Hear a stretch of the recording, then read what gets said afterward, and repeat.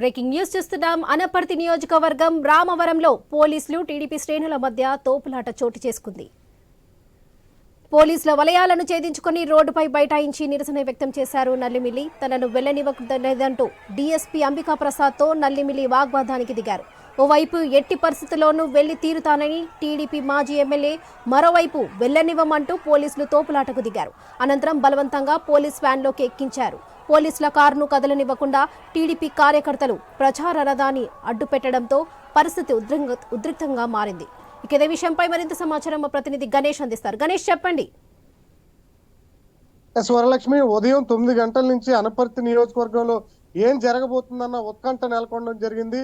TDP మాజీ MLA Ramakrishna Reddy విసిరినటువంటి సవాల్కు వైసీపీ ఎమ్మెల్యే సత్తి సూర్యనారాయణ రెడ్డి సిద్ధమయ్యారు. ఆయన ఏవైతే అవినీతి ఆరోపణలు రామకృష్ణారెడ్డి చేశారో వాటికి సంబంధించినటువంటి అన్ని అంశాల మీద తన నివాసం వద్దే 2 భారీ ఫ్లెక్సీల్లో ఒక్క రూపాయితో సహా కూడా ప్రింట్ చేసినటువంటి సందర్భం ఆయన చూపించడం జరిగింది.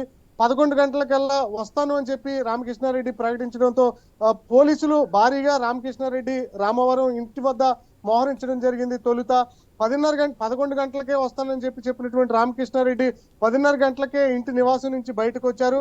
అయితే బయటకు వచ్చిన వెంటనే రామకృష్ణారెడ్డిని పోలీసులు చుట్టుముట్టారు.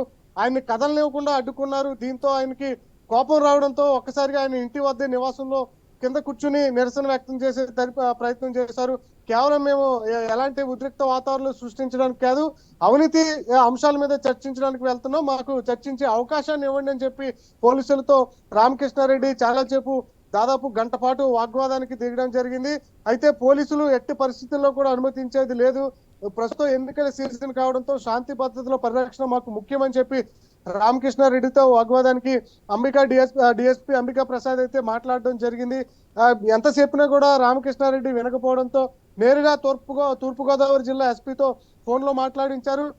తూర్పుగోదావరి ఎస్పీతో కూడా రామకృష్ణారెడ్డి ఖచ్చితంగా మీరు అడ్డుకున్నా కూడా నేను బలవంతంగానైనా తప్పించుకుని వెళ్తానని చెప్పడంతో తప్పనిసరి పరిస్థితుల్లో పోలీసులు టీడీపీ మాజీ ఎమ్మెల్యే రామకృష్ణారెడ్డిని అదుపులోకి తీసుకున్నారు. ప్రస్తుతం ఆయన రామవరం అనపర్తి నియోజకవర్గం నుంచి కొవ్వూరు నియోజకవర్గం పోలీస్ స్టేషన్ కు తరలిస్తున్నట్లుగా మనకైతే సమాచారం అందుతోంది. మరొక పక్క ఎమ్మెల్యే సత్య సూర్యనారాయణ రెడ్డి కూడా తన నివాసం వద్ద టెంట్లు, భారీ కుర్చీలతో దాదాపు 2-3 వేల మంది కార్యకర్తలతో 11 గంటలకు సిద్ధమయ్యారు.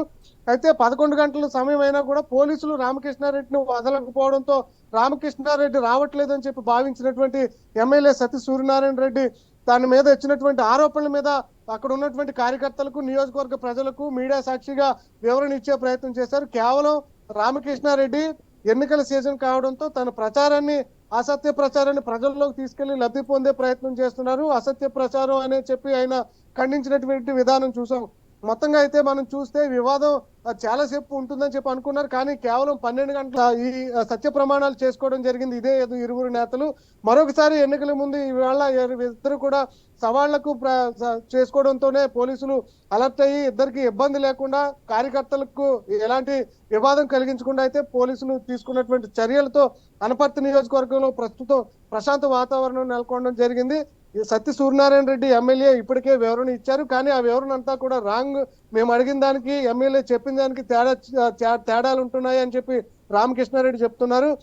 తను చర్చకు రాలేక భయపడి పోలీసులతో అడ్డుకుని నన్ను రానివ్వకుండా అడ్డుకుంటున్నారు అనేది రామకృష్ణారెడ్డి చెప్పుకుంటూ వచ్చారు. మొత్తంగా అయితే దాదాపు 9 గంటల నుంచి 12 గంటల పాటు వివాదం కాస్త నడిచింది. పోలీసులు ఎంట్రీతో అయితే కొంత సద్దుమణిగింది. Varalakshmi. Right Ganesh, thank you.